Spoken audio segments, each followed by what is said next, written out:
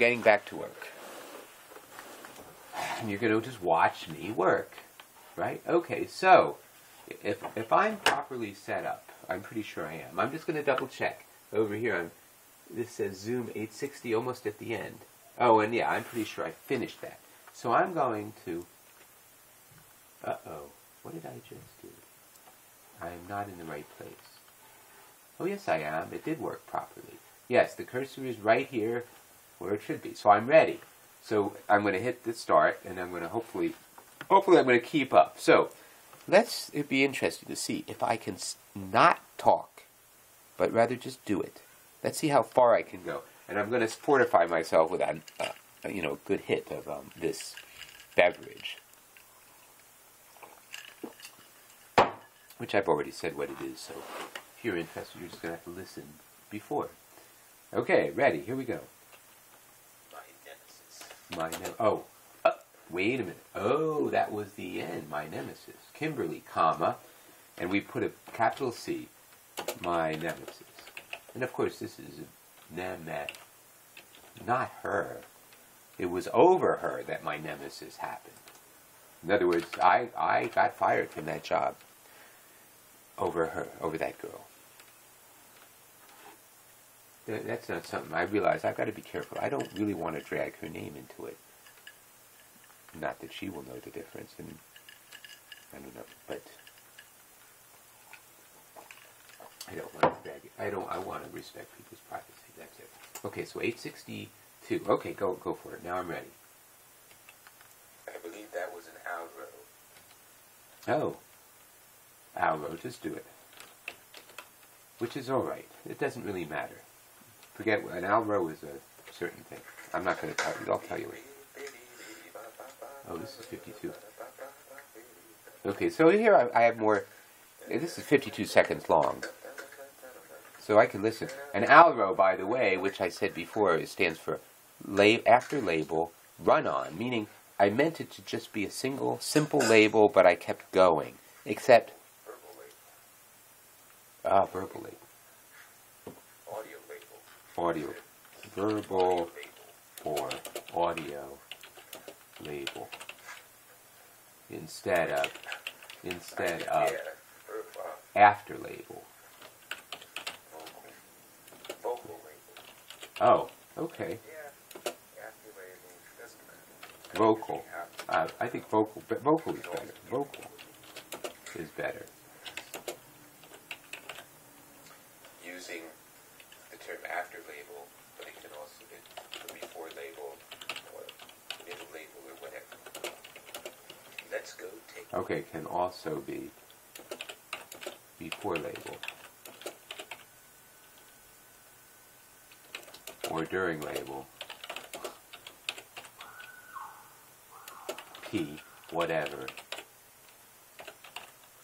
And yeah, I did a comma instead. I'm going to keep with, we have a convention here in Parroters.net where we don't use punctuation marks, we use letters. So a C is a comma. And it could also be a colon. Or sedia. No, that's not right. It couldn't be a sedia. That doesn't make any sense.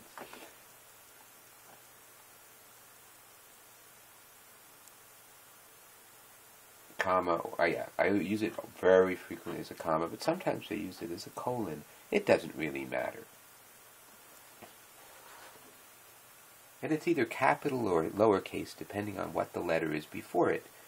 It should be the opposite. So if the letter before it is a lowercase, then it's an uppercase C, which is that's the most common. However, if there is like an acronym, acronyms all are capitals, right? So the last letter of an acronym is a capital. If I want to put a comma after it, then I would put a small lowercase c. Okay, so anyway, let's keep moving. I'm just checking that I'm 866. Yes, I'm in the right place. Ready to go. Take care of your eyes.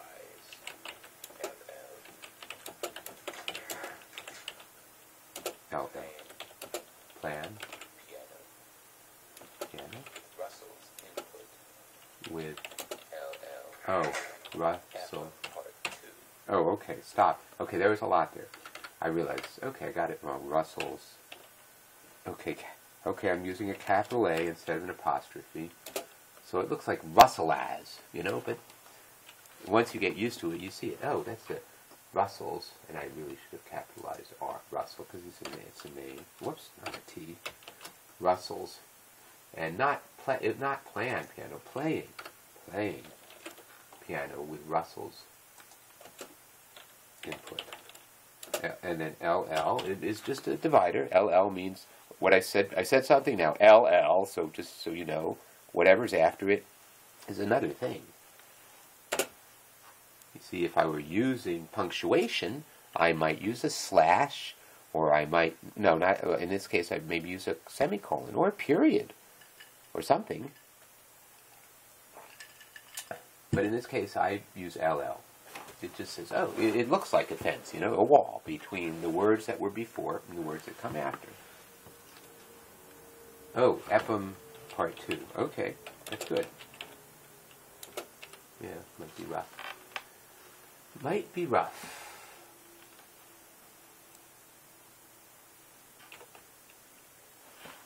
An everlasting gobstopper. Oh my gosh. What? An everlasting gobstopper. Gobstopper. Comma. Cat feces flavored.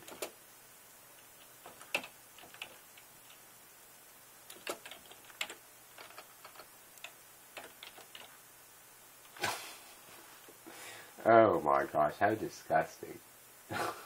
Sometimes I can be truly. No, but it's my dog. My dog likes to go into the cat litter, pull out some really hard, dried out piece of poop, and chomp away. Oh my. Oh. She loves it. Oh. And then she comes over and wants to kiss me. French, no less. I try very hard to avoid that at all costs. You know, if I've got a cold and I can't breathe through my mouth, I'll just not breathe while my dog is around. You know, an open mouth, and she goes, "Oh boy, let me French kiss him." No, please don't. Okay, keep going. I'm not sure this is the right time to talk about it. LL getting into a tub, which I believe.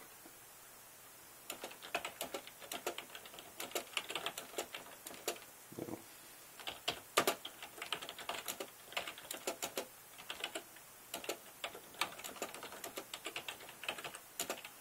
Might be scalding the hot.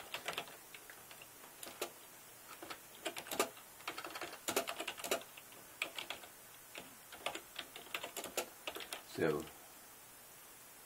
okay, that's all I do.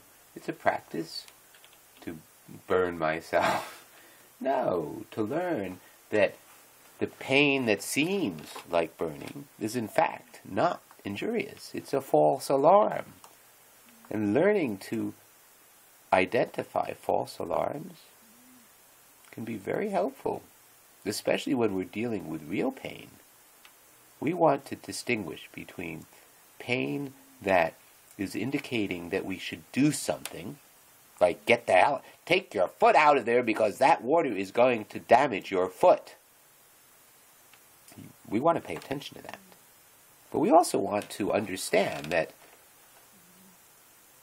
sometimes we get input that is a little over the top. It's hysterical. Hysteria is that. It's, my neurological system is overdoing it. It's going, when in fact, it's just maybe very surprising. Like, neurologically speaking, the word shock, it's shocking. Oh, because it's something so sudden and pay attention to this, blah, blah, blah, which could be important, of course, if you've just stuck your foot into the campfire, the embers of the campfire. You want to take your foot out of there because it's such a the shock of it, the saying, "Get the hell out of here," something is really big deal, and you want to do it. On the other hand, if you just put your foot into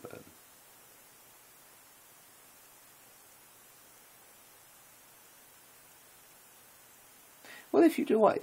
Yes, if you put your foot into icy water, and you're crossing a stream, you're hiking or something, you have to cross the stream, and the water is so cold, it's almost as if you're getting input that's almost like the input from hot. But it's cold. All the cold sensors are saying, cold, cold, cold, cold, cold, and you're getting so much of it that you feel like you're going to die, when in fact the water would have to be super cooled, I think. You put your foot into a bath of liquid nitrogen, and yeah, it's all over for your foot. But you put your foot into the coldest stream imaginable, and it's not going to damage your foot. It's going to hurt like hell, but it's not going to damage you. And if you've got to walk across the stream, you just have to walk across the stream with your bare feet. And every single pebble is going to hurt 5 times as much as it would if it weren't so cold. So, well, okay, but the reality is, okay, I'm going to ignore this it's hysterical. The input that says, get the hell out of here. No, I'm not going to get out of here. I've got to walk across the stream. I've got to do it. And I don't care how cold it is. I don't care how much the gravel is biting into my feet. I mean, as long as it's not actually tearing my feet, then that I want to pay attention to. I want to distinguish between, am I actually cutting my feet on the gravel? But, I don't want to worry about the pain. The pain is there, and I have to deal with it. Just deal with it. Don't add to it some false conclusion about what the pain means. People who don't feel pain don't live very long, because pain can be extremely informative. But it could also just be pain. That's all it is. And this is where our brains can overcome the perception that this pain is an indicator of something horrible that we must attend to, and if we don't, we should be afraid. And fear added to pain is pain doubled or tripled. I mean, it brings it to another level. It's bad enough to have the pain, but if we're now adding to the pain this that, oh my gosh, this is the end of my life is nigh because of this pain, that really doesn't help. It doesn't.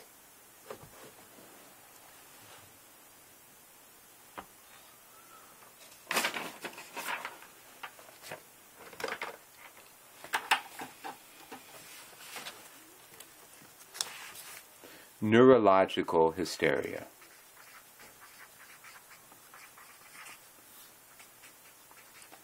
Doesn't help.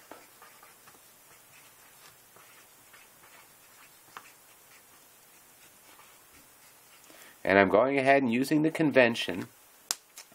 So in the word doesn't has an apostrophe, right?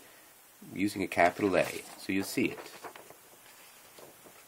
Okay, neurological hysteria doesn't help. What I mean by that is, when our neurological system says, ah! But it's not true. I mean, that's the hysteria. That it's in fact not injurious. It's just painful. That doesn't help us.